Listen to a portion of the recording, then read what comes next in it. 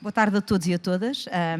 Eu hoje vou tentar não estragar muito o protocolo, embora essa seja uma das minhas imagens de marca, mas hoje vou-me tentar portar bem, até porque estou na presença do Sr. Presidente da Assembleia da República, o Dr. José Pedro Aguiar Branco, que além de ser uma das mais brilhantes personalidades, aqui o inglês às vezes atraiçoa-me, personalidades do país, é também uma pessoa profundamente empenhada no que nós estamos aqui a discutir, é do tipo de enviar recomendações de livros, de coisas que vai lendo e que vai achando que nós vamos achar muita graça também, e portanto é um leitor empenhado e comprometido, mas que além de tudo foi generoso em nos oferecer o tempo para aqui discutir alguns temas importantes connosco. O festival de hoje, que é aqui a grande obra da Odete Severino Soares, da Maria Inês Almeida e do Carlos Mendes Carvalho, que estão aqui sentados. Levantem lá a mão. Vá. Odete, levanta a mão também.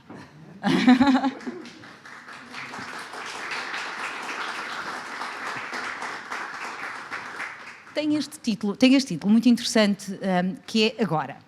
E eu, quando estava a ver o título do festival, lembrei-me de uma coisa que digo muitas vezes quando tenho que falar com audiências mais jovens, que é, eu quando era jovem, uma das coisas que me irritava, à brava mesmo, era quando me diziam, porque os jovens são o futuro. Eu dizia sempre a mesma coisa, mas qual futuro? Nós somos o presente, não é? Nós queremos os nossos direitos quando? Agora. E, portanto, acho que o nome do festival corresponde perfeitamente a esta mensagem, esta ideia de colocar as crianças e os jovens no centro e dar-lhes voz e protagonismo. Nós temos um palavrão nas Nações Unidas para esta área que se chama agencialidade, ou seja, reconhecer que a Leonor e o Diogo e todos os outros cá estão são agentes, nós só temos que reconhecer essa capacidade de agir e de atuar. E é por isso que, enquanto funcionária das Nações Unidas, tenho muito gosto em me associar a esta iniciativa também, porque é um dos nossos grandes objetivos. Nós, quando desenhamos os Objetivos de Desenvolvimento Sustentável, um dos objetivos é educação de qualidade para todos ao longo da vida. E a pedra de toque da educação é a leitura. Além disso, sou uma leitora compulsiva. Eu nunca fico zangada quando tenho que esperar por pessoas, porque eu tenho sempre um livro que me faz muita companhia. Acho que foi a leitura que me fez ter consciência de como é que as outras pessoas viviam e, portanto, acho que a leitura é muito importante nesta ideia da construção da empatia, que acho que é, de facto, o valor que mais faz falta à humanidade hoje. Acho que a leitura nos permite viajar sem sair do nosso quarto, não é? Permite-nos explorar outras histórias, outras vivências e, além de tudo, constrói-nos espírito crítico, não é? Não aceitar à primeira o que nos é dito. E, além de tudo, é muito divertido. E, portanto, acho que o tema de hoje, aqui de podermos discutir o papel da leitura, de podermos discutir o direito à leitura como um direito humano, porque devia ser uma pedra basilar do acesso aos outros direitos, tem exatamente a ver com isto, com a construção das personalidades e a construção de um espírito crítico que nos permita não aceitar sem questionar aquilo que temos. E por falar em questões, vamos fazer uma pequena partida ao Sr. Presidente da Assembleia da República e vamos fazer 3 perguntas. Andamos a perguntar quais é que eram as perguntas que gostavam de fazer ao Sr. Presidente da Assembleia da República. E então, a primeira que aqui tenho é, Sr. Presidente, para que é que serve esta casa onde estamos? Como é que o Parlamento impacta nas nossas vidas? É uma pergunta fácil. Bom, primeiro, dizer que estou aqui hoje com uma enorme satisfação, mesmo. É uma boa forma de terminar a semana, que é sempre muito exigente. Dá muito trabalho, a democracia dá muito trabalho, mesmo, e ainda também na presença da nossa moderadora, que conheço há uns anos, não muitos, porque ela é jovem sempre, e com quem tive o gosto de trabalhar no Ministério da Defesa Nacional, onde foi Secretária de Estado da Defesa, e por isso é sempre um gosto de rever a Mónica e é com mesmo muito grande satisfação que estou aqui também com ela hoje aqui presente. Subscrevo tudo aquilo que foi dito relativamente à importância da leitura. Esta casa, às vezes apetece fazer a pergunta ao contrário, imaginemos que seria se não existisse esta casa, ou seja, o Parlamento. Tínhamos só uma pessoa a mandar nisto tudo, país, ou não tínhamos ninguém, era anarquia. O Parlamento é seguramente a instituição mais importante, e aqui puxo a brasa à minha sardinha, num regime democrático. Porquê? Porque é a expressão plural da sociedade. Os cidadãos, na comunidade, podem se exprimir livremente pelo voto e elegem as pessoas para aqui no Parlamento fazerem o quê?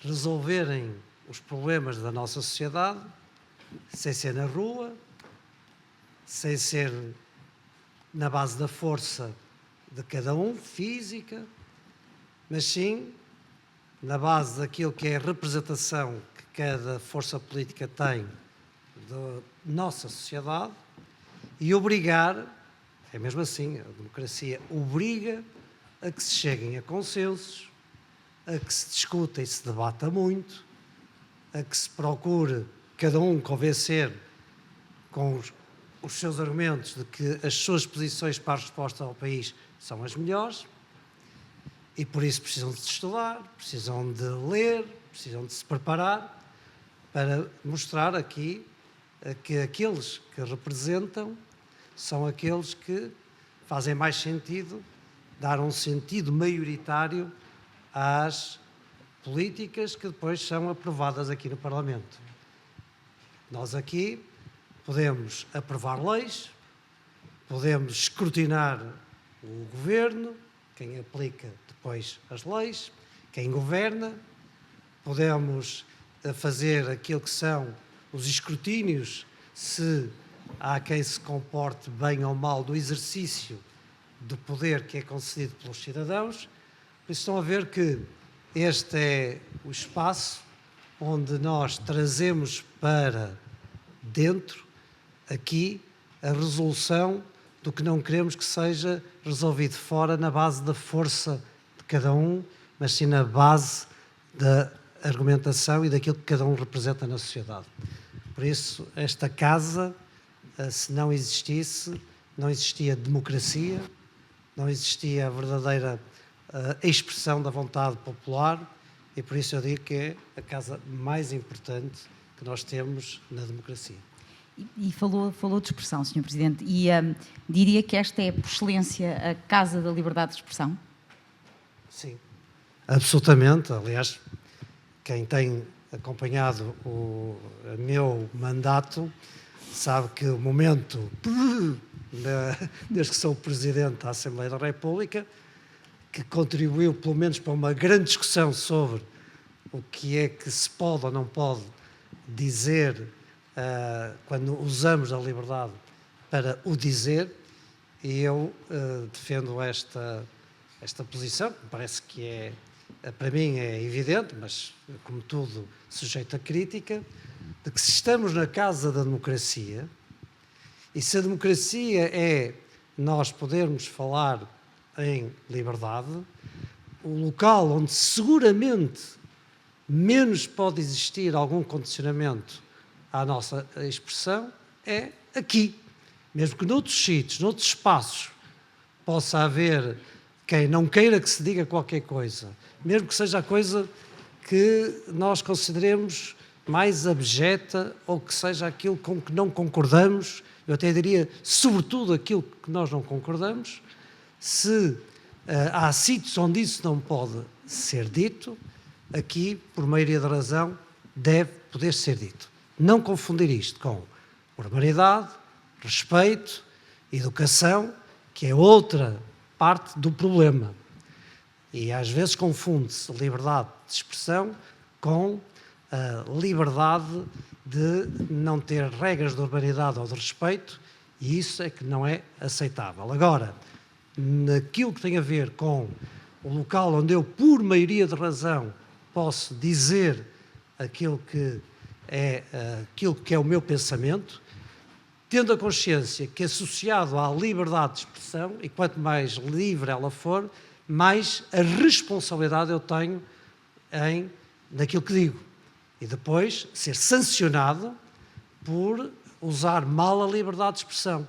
E se eu usar mal a liberdade de expressão de uma forma que constitua, por exemplo, um crime, ou vamos muitas vezes dizer que pode-se usar, e é verdade, usando essa liberdade de expressão mal e com ela cometermos alguma coisa que seja considerado crime, pois há, na democracia, existe o órgão de soberania que deve avaliar se há crime ou não há crime, que são os tribunais, e em primeira linha o Ministério Público, que, havendo uma situação dessa natureza, faz a iniciativa criminal e depois, se houver crime, quem usou mal a liberdade de expressão será devidamente punido por ela. É essa a linha vermelha, é essa a limita a liberdade de expressão. A partir do momento em que ela for mal usada, é responsável quem a usa mal e terá a punição no local certo, que são os tribunais. Fazer-se a priori alguma censura ao que alguém vai dizer, eu aí não sufrago. Acho que o tempo em que um político fazia a censura a outro discurso político terminou lá atrás e bem em 1974 com o 25 de Abril. Eu acho que os nossos jovens vão querer seguir essas perguntas também. Tenho só mais uma final, que tem a ver exatamente com o nosso tema aqui de hoje, com este também, como é evidente, mas considera, ou qual é que é para si a importância da leitura para a democracia? Estamos a falar de livros, estamos a falar da importância de ler. Como é que articularia a importância da leitura para a democracia? Há uma imagem, eu já sou um bocadinho velho, ou pelo menos tenho já muita idade.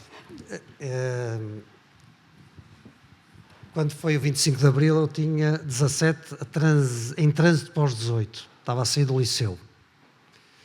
Portanto, já tinha uma razoável consciência política, não tanta como os jovens de hoje, que são muito mais politizados. Já vivia duas coisas. Uma era a ansiedade de poder ter que ser mobilizado para o ultramar.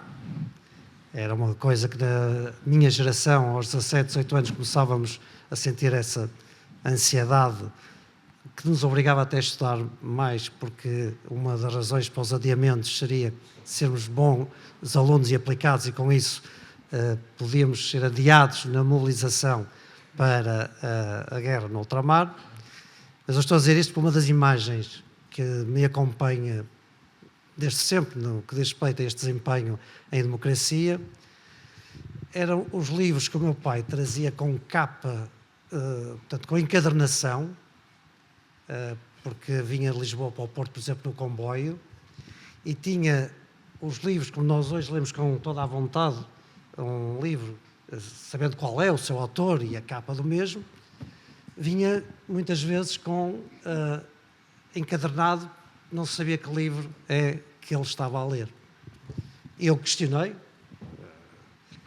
às vezes via aquilo, porque é que está sem se poder saber qual é o livro. Precisamente, acho que a resposta maior à sua pergunta é esta. É através da leitura, ou também através da leitura, que nós podemos, por um lado, ficar mais instruídos relativamente às diversas questões das diversas áreas em que nos movemos na sociedade, e no caso concreto também das opções políticas, de aprendermos pela leitura a respeitar, a compreender, respeitar, saber fazer o exercício crítico e também o pensamento diferente. É um dos exercícios maiores da democracia, é nós aceitarmos o direito à diferença, compreender a diferença, criticar a diferença, saber fazer a contradita das outras ideias pela via da discussão, pela via do estudo, pela via daquilo que são as nossas opções depois de termos pela leitura e, portanto, eu diria que o contributo da leitura para a democracia é absolutamente essencial por aquilo que nos transporta na educação, no conhecimento e que a democracia dá muito trabalho, como disse, e, portanto, nós estarmos bem preparados, bem estruturados, com boa capacidade de conhecimento das coisas e de, por via disso, podermos tentar que as nossas ideias sejam aquelas que possam ter um sentido maioritário, porque entendemos que são as melhores para a comunidade, a leitura tem um papel absolutamente crítico e essencial. Eu acho que subscrevemos todos, e Sr. Presidente, o painel anterior, a Sra. Secretária-Geral estava aqui, pode-lhe fazer umas notas, quando fizemos a entrada, podemos estar confiantes, não podemos? Com os leitores que aqui ouvimos, podemos estar confiantes que o futuro da democracia está bem entregue. Vamos então agora passar à parte mais importante. Não, eu estive aqui só a ocupar tempo enquanto os nossos protagonistas se preparavam para fazer uma entrevista. Porque agora a palavra é vossa. Agora entra a parte difícil. Agora é a parte difícil, agora sim, é que é mesmo... Eu tive só a fazer o aquecimento, sou tipo o grupo B que faz o aquecimento. Leonor, querida. Boa tarde. Leonor? Sim. Tenho uma filha que se chama Leonor também. Eu queria começar por perguntar qual é que para si é o aspecto mais desafiador de ser o Presidente da Assembleia da República? E também qual é que é o aspecto que mais gosta?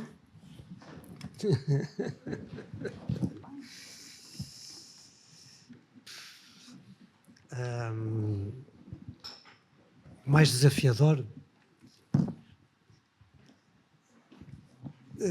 Há muitos, mas eu talvez diga, neste momento, nesta conjuntura, o mais desafiador é assegurar que todos têm igualdade de armas na dialética democrática para poderem expor as suas ideias. Portanto, permitir que com a mesma capacidade todos se possam exprimir.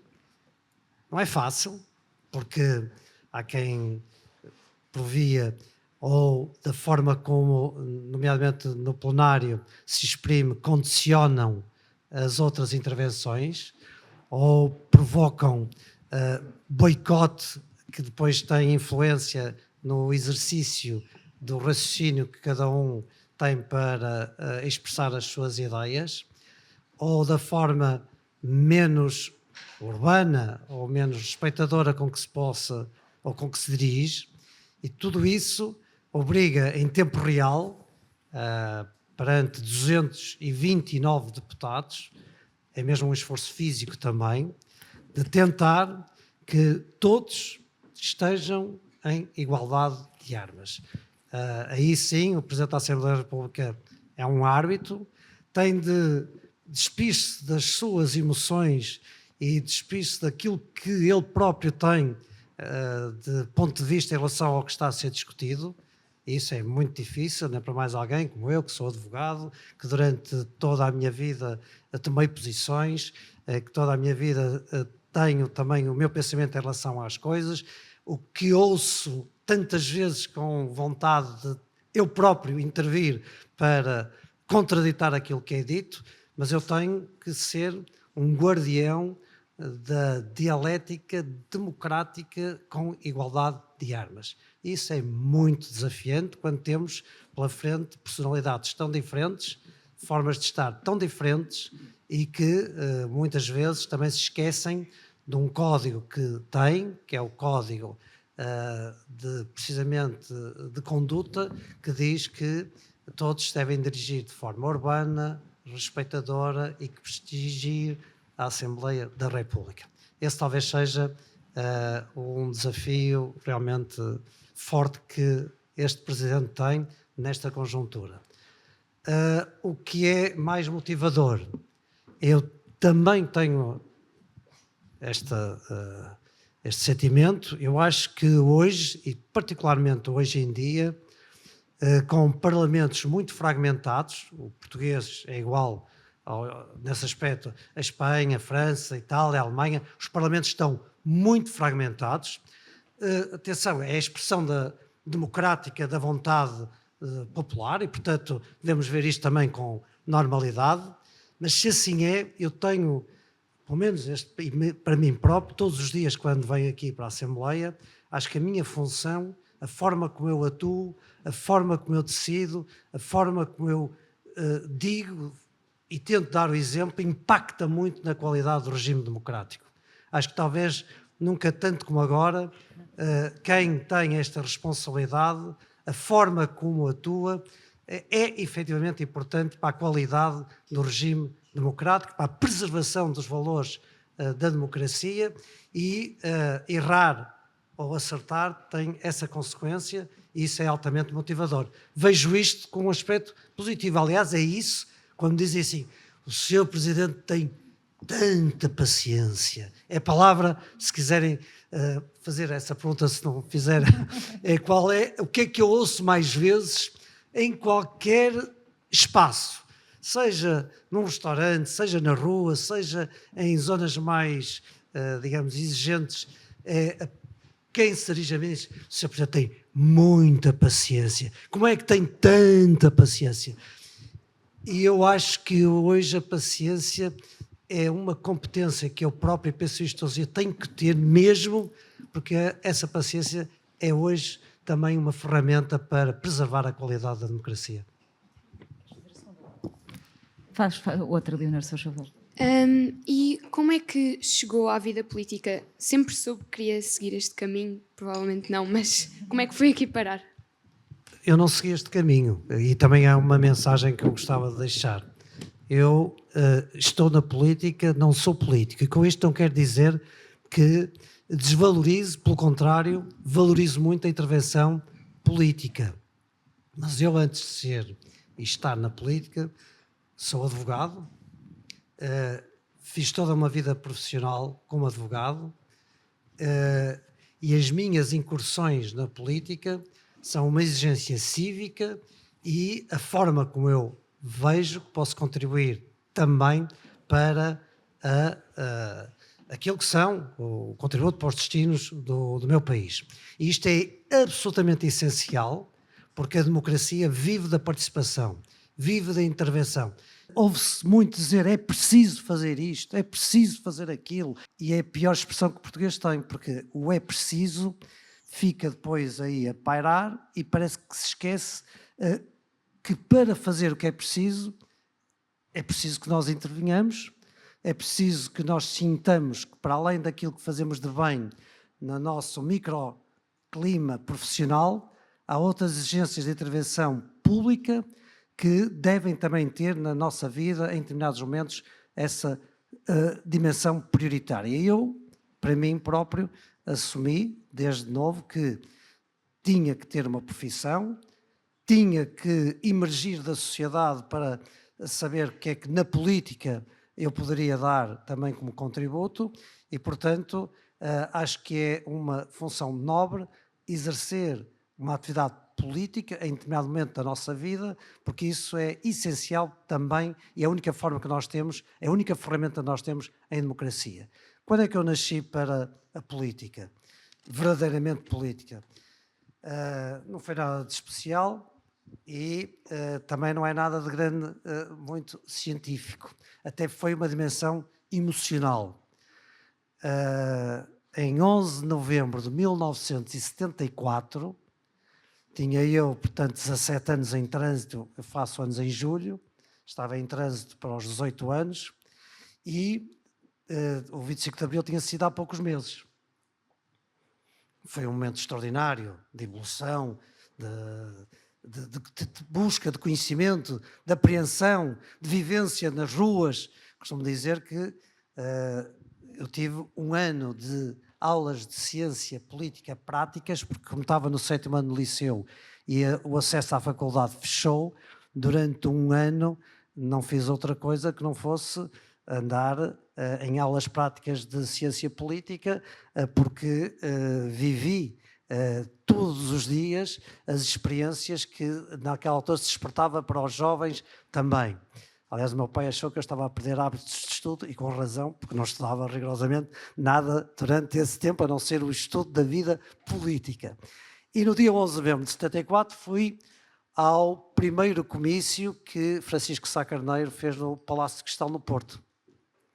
E como naquela busca de encontrar, na altura, quem poderia ser os referenciais que se aproximavam mais do sentimento que eu também tinha em casa, foi a intervenção naquele comício, tinha 17 anos, de Francisco Sá Carneiro, e que imediatamente a seguir havia uma banca para me inscrever, era assim que se fazia as inscrições, e eu fui à banca e disse: eu quero estar a ser um jovem desta organização política e, olha, comecei em 74 e ainda caio na mesma. Bem, a Leonor Garrido já nos deu aqui uns insights nas motivações políticas do Sr. Presidente da República, uma história que ainda nem muita gente tinha ouvido, Leonor. Tem esse mérito. Os jornalistas que ressoam de inveja agora. E agora vamos ao Diogo Oliveira. Diogo. Olá. Pergunta. Pronto, agora é a tua vez. Ou seja, a minha pergunta é mais técnica e considera que a Assembleia da República é sobretudo um parlamento de trabalho, ou seja, por exemplo, o trabalho mais importante é realizado nas comissões ou no debate plenário?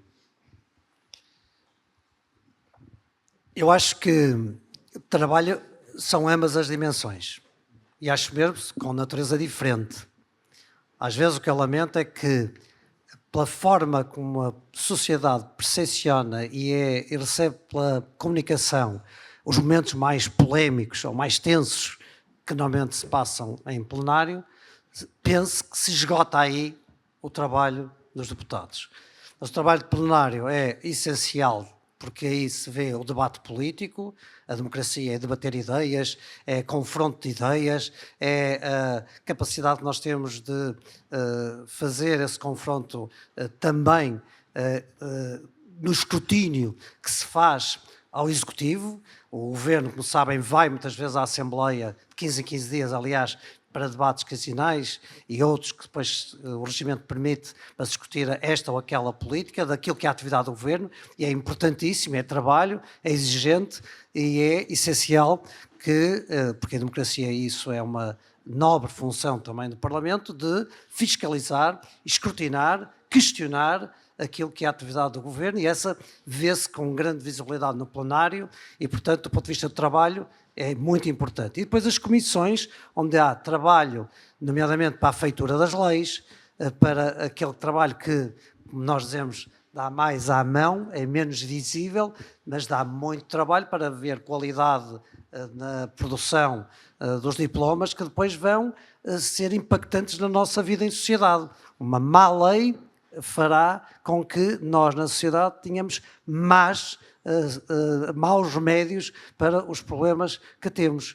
E fazer política é resolver os problemas às pessoas. E se nós tivermos más leis, resolvemos mal e, portanto, aí o trabalho do deputado é muito exigente para ter uma qualidade na legislação e também nas comissões de inquérito, que também, de certo modo, para lá do plenário, também é uma forma nobre de fiscalização dos atos de governo. Portanto, há todo um conjunto que, infelizmente, muitas vezes é só mediatizado aquele momento que muitas vezes são 3 minutos, 4 minutos ou 5 minutos e em debates de 2 horas e que não são a expressão exata, e é mau que assim seja, porque a sociedade fica com uma ideia errada em relação àquilo que se passa na Assembleia, e os deputados têm muito trabalho e prestam um serviço muito importante para a democracia.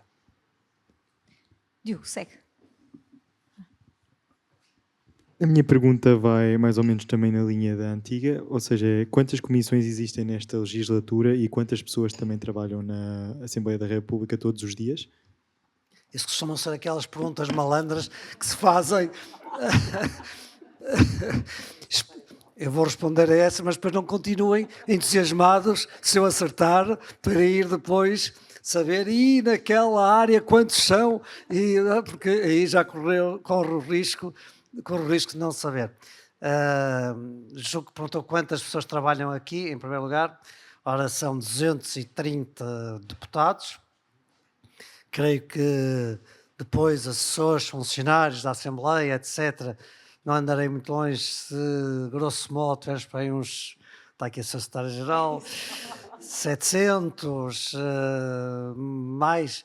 Bom, digamos assim, não falharei muito se disser que no total cerca de 1000 e poucas pessoas, é essa a ordem de grandeza, para se perceber que isto é uma exigência também grande de gestão, administração, para dar a melhor qualidade a todos que aqui trabalham, porque há parte dos deputados, mas a parte dos deputados é uma parte do que é o Parlamento e, como veem, isto só pode funcionar bem porque tem muitos bons funcionários, assessores, que desde aquilo que tem a ver com podermos estar nos locais da forma mais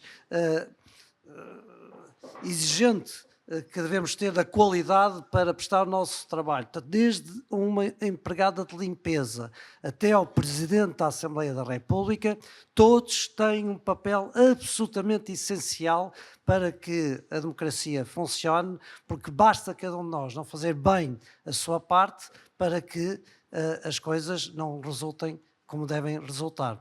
E, portanto, é uma grande nau que, felizmente, temos tido sempre, e agora também, a nível dos senhores secretários-gerais e agora a nível da senhora secretária-geral, a competência necessária para que responda aos desafios da democracia. A outra tem a ver com comissões, foi que falou. Eu acho, é assim, também essa pergunta é porque às vezes há mais uma, outras vezes há menos uma, normalmente, mas talvez estejamos nas 15 neste momento, é assim, nas 15, e portanto ficamos por aqui, não me perguntes mais, porque a partir daqui não sei se acerto. Nós temos muitas mais perguntas para o Sr. Presidente e eu queria só sugerir, é só uma sugestão, porque só posso fazer uma sugestão, vamos tentar fazer de uma forma mais rápida. A pergunta mais rápida. Também estou a demorar muito tempo e a resposta mais rápida também. Pronto. É um vício parlamentar. Não. É que o Sr. Presidente não viu as perguntas que eles ali têm. Eu estou tantas vezes calado no plenário que aproveito estes momentos para... Mas vai-se deliciar com a qualidade das perguntas, porque eu tive acesso às perguntas antes. Leonor, avança. Então, eu queria também perguntar... porque quando eu vejo as notícias, às vezes, quando estou em casa, e falam do Parlamento, vejo alguns deputados a serem um pouco menos respeitosos consigo, com o Sr. Presidente e com os seus colegas. Por exemplo, se estivessem na escola, levavam uma falta disciplinar, provavelmente, e saíam da sala. Gostava de saber porque é que isso não acontece no Parlamento e se o Sr. Presidente acha que devia acontecer ou não. Isto não é uma escola. E estou a dizer isto porque acho que é importante e a tua pergunta acho que é essencial mesmo e muito importante, porque a falta disciplinar devem ser os portugueses a dar. Porque é muito exigente conciliar o que significa a representação, o que cada deputado representa e aquilo que é a razão pela qual está aqui. E, portanto, não há nenhum deputado que esteja convidado, nem há nenhum deputado que tenha entrado pela porta do lado. Todos temos a mesma legitimidade e entramos por uma razão. Porque os portugueses votaram naquele partido, naquela força, e elegeram. E isto torna as coisas diferentes no que diz respeito ao próprio exercício da disciplina, dessa forma, como tu estavas a dizer. Eu tenho defendido, e defendo isto com consciência, que quando nós hoje vemos como nas redes sociais se manipula muito aquilo que é a verdade, aquilo que é a imagem. Normalmente nas redes sociais há, sobretudo, comunicação editada. Eu edito aquilo que é mais agradável, omito o que é menos agradável, construo as coisas de forma a parecer uma coisa quando às vezes não é essa a realidade.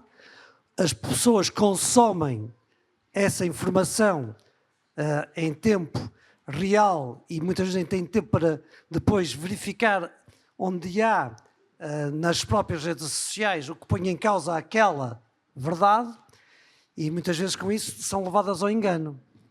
Eu defendo máxima transparência que se possa ter, a forma mais nua e crua como os cidadãos podem olhar para o que se passa no Parlamento, e o Parlamento é seguramente o órgão de soberania que é mais escrutinado, onde existe uma transmissão em tempo real de tudo aquilo que aqui se passa, e eu desejo que assim seja e que se potencie isso, que as pessoas vejam, os portugueses vejam como se passa, discute, que se comportam, como os portugueses que elegeram exercem o seu mandato e que no momento certo possam sancionar, fazer a tal falta disciplinar se não se revirem na forma como esse mandato foi exercido, ou premiarem, também há quadros de honra, não sei se há ainda agora nas escolas, antes havia, por quem exerce bem, premiarem aqueles que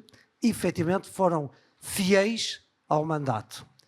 E isto é muito exigente, porque isto é preservar o valor da representação e do mandato que é exercido por cada senhor deputado. E ao lado existe o tal código de conduta que diz que cada um de nós deve ser respeitador, urbano e que deve prestigiar a instituição. Para quem... Vocês são um bocado novos, mas talvez percebam também isto que eu vou dizer. A nossa Constituição também tem consagra uma coisa que é muito importante para nós quando vemos o trabalho dos deputados. A Constituição, a nossa Constituição diz que os deputados têm imunidade parlamentar, não podem ser perseguidos criminal, civil ou disciplinarmente pela que dizem no exercício da sua função. Leva-nos muito longe de discutir porque é que esta razão, a Constituição diz isto, mas a Constituição diz. E, portanto, para quem gere a palavra, não pode esquecer que também tem de respeitar a Constituição, aliás, é garante do respeito à Constituição e, portanto, esta máxima constitucional que existe tem de ser preservada e, portanto, às vezes é difícil de se perceber como é que o debate é de determinada maneira, mas eu digo sempre isto e aqui volto a dizer e espero que digam, peçam a todos que vejam bem a RTV, que vejam bem aquilo que se passa e que há um momento sempre muito essencial em democracia para darem o cartão vermelho. É com o voto. Sr. Presidente, temos tempo para mais uma pelo Diogo. Se Bem de cuidado. eu estou entusiasmado. Diogo, aproveita. Pronto, então a minha questão vai em linha com o que também disse. Como é que se pode assistir pessoalmente às comissões ou ao debate plenário? Por exemplo, eu como cidadão, se quiser ir ver um debate plenário, como é que faço isso? Penso que é livre, não é? Portanto, é livre, ou seja, a única limitação que pode haver é a do espaço. No caso de, se tivermos 10 mil pessoas a virem, o espaço não é suficiente para assistirem, mas, digamos, é ou com registro prévio para algumas situações, ou quando há, portanto, quando não há, digamos, quando não há lotação, portanto, quando está com espaços de acesso, quer para as comissões, quer para galerias do plenário, é livre, portanto pode chegar aí e dizer assim, eu gostava de assistir e desde que haja lugar, assistes. Não há problema algum. Não é preciso telefonar para o Presidente da Assembleia da República para saber se pode assistir. Mas também se quiseres falar, podes, que eu levo-te ao meu gabinete e vês aquilo que outros não veem e, portanto, tens uma visita mais detalhada e mais personalizada. E tens várias testemunhas, Diogo. Leonor. Os jovens de hoje em dia estão muito preocupados com vários temas mundiais. As alterações climáticas, as guerras, pronto, muitos outros. Como é que vê o futuro da nossa geração? O primeiro enquadramento que eu gostava de fazer é o seguinte: nós achamos sempre que no tempo que vivemos é o tempo das maiores dificuldades que alguma vez aconteceu. Não é assim, e nós devemos também ter alguma humildade intelectual olharmos para a história, lá está, ler, porque pela leitura seguramente vemos que noutros tempos, noutros momentos, tiveram desafios tão ou maiores ainda que aqueles que nós temos, e cada um é a sua circunstância, e portanto nós não devemos deprimir, pelo contrário, devemos, perante os desafios que cada geração tem, temos de ter a competência, o conhecimento, a sabedoria, a intervenção, a participação para poder ultrapassar esses obstáculos. Nós vivemos momentos neste momento, muito desafiantes para a paz internacional, para o processo de consolidação, por exemplo, da União Europeia, que sabemos que também tem neste momento ameaças. A liberdade de circulação. Vocês vivem numa sociedade que se habituou a ter a liberdade de circulação com a facilidade com que hoje o fazemos. Não foi sempre assim. Eu sou do tempo em que não era assim. E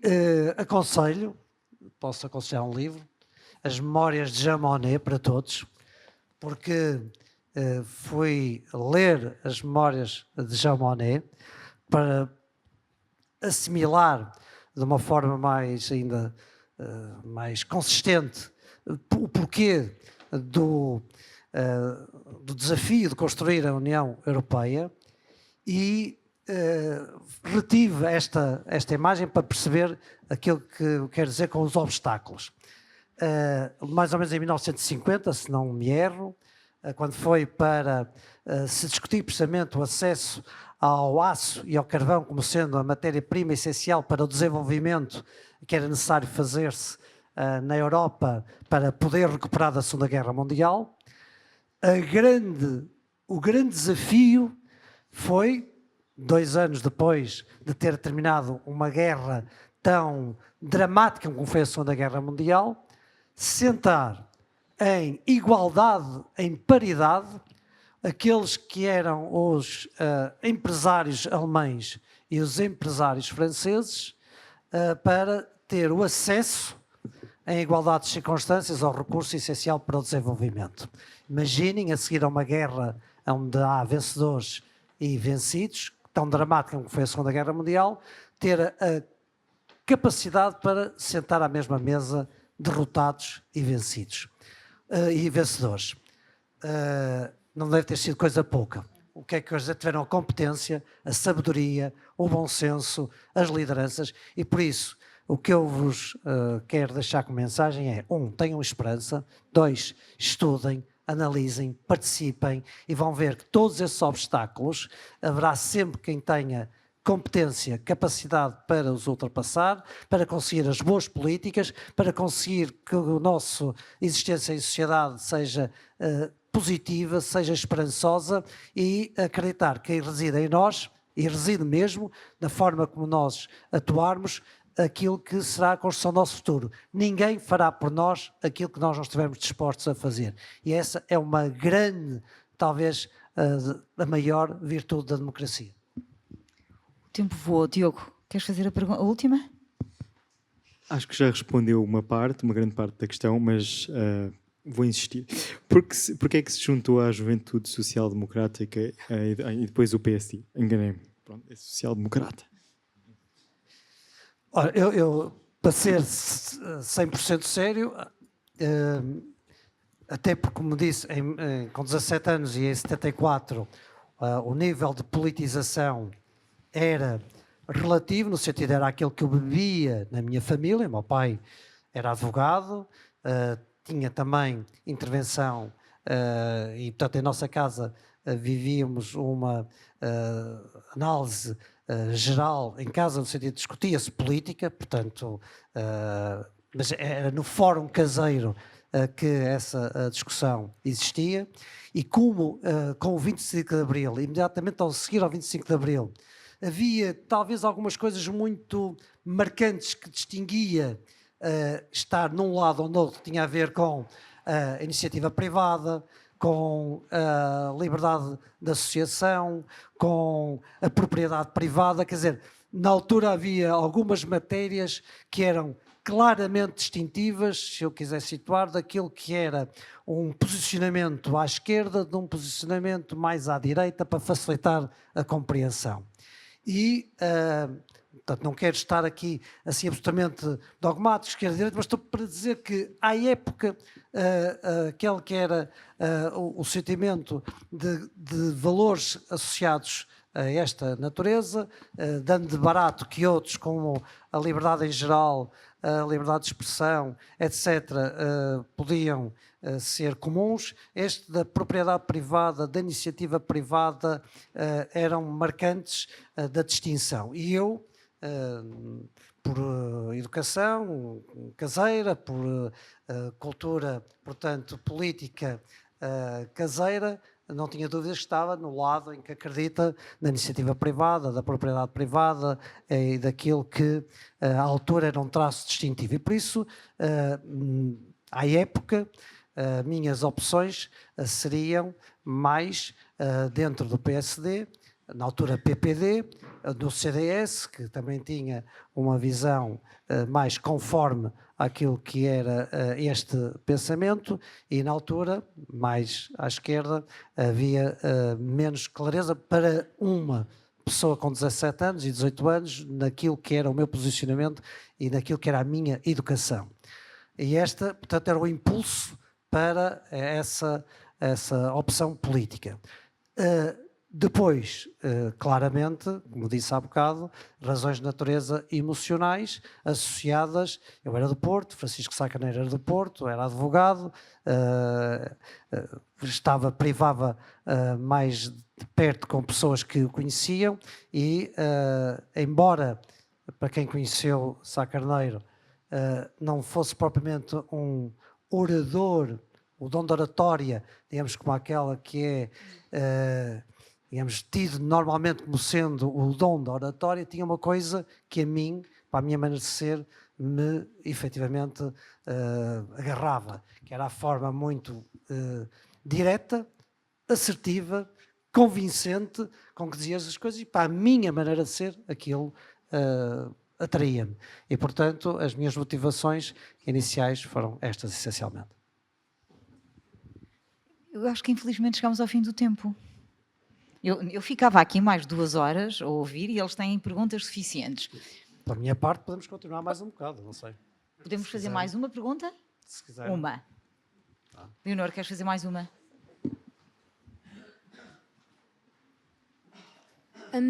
Eu queria terminar com uma pergunta que é: se existisse uma Assembleia do Mundo e se o senhor fosse o presidente dessa Assembleia, o que é que faria ou o que é que mudaria agora?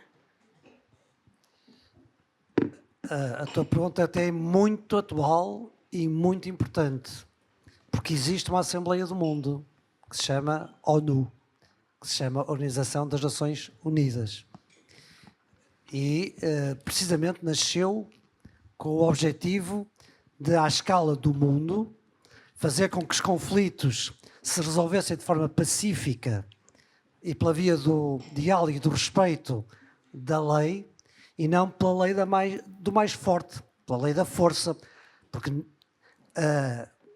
as resoluções dos grandes litígios no mundo nem sempre fizeram como vocês estão habituados a ver, no sentido de que se tenta ou se deve tentar a concertação antes de aquilo que são as alianças pela via da força para ver quem manda.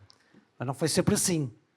E, portanto, eu diria, existe essa Assembleia e nós precisamos de conseguir ter a competência, e o mérito, mas aqui é mais para a Mónica, que está muitíssimo mais bem informada do que eu, do que é que em concreto se pode fazer, e é, penso eu, seguro que é necessário que se façam reformas que permitam que o sentido útil das Nações Unidas seja mais sentido e se possa, por via dessa concertação que se faça nessa Assembleia do Mundo, resolver os problemas que nunca serão bem resolvidos, são sempre muito mais caros pela via das guerras. E nós estamos a viver neste momento um momento crítico onde a afirmação do direito está a ser vulnerável à afirmação da força. E, portanto, eu não sei responder em concreto o que é que podemos fazer, mas acho que é preciso fazer reformas que conduzam a que a ONU possa ganhar essa força, esse espaço de ser o espaço da concertação da tal Assembleia do Mundo para resolvermos os problemas da forma mais pacífica possível. Incapaz de dizer melhor, mas vou só acrescentar uma coisa. Eu sou uma grande nerd das Nações Unidas.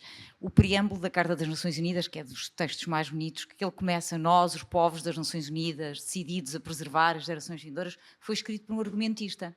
Era uma pessoa que escrevia peças de teatro e, como era preciso alguma coisa verdadeiramente inspiradora, pediu-se a um argumentista que nos escrevesse o preâmbulo da Carta das Nações Unidas. A leitura como fundamento da democracia. Dá jeito de ser nerd nestas coisas, ser uma geek. Sr. Presidente, posso encerrar? Sim, sim. Então, com a autorização do Sr. Presidente, queria, em nome do Carlos, da Maria Inês e da Odete, se me permitem, agradecer também à Sra. Secretária-Geral e aos serviços que nos ajudaram a montar todo este desempenho até agora. Desculpem, eu levantei-me às 4 da manhã e, portanto, o meu português já foi mais brilhante do que hoje. Mas queria dizer, Sr. Presidente, que saímos daqui muito agradecidos pelo tempo que nos dispensou, agradecer ao Diogo e à Leonor por terem conseguido extrair do Sr. Presidente histórias pessoais, a sua visão política, também o seu percurso político, e acho que concordam comigo que agora foi o tempo das palavras, vocês fizeram as perguntas, e eu saio daqui com 2 palavras, eu saio daqui muito mais inspirada, e saio daqui muito mais democrata, no sentido convencida de que a leitura é fundamental para a democracia e de que esta casa é, de facto, a sua casa, a casa da democracia. Muito obrigada, Sr. Presidente. Uma salva de palmas para todos. Obrigado.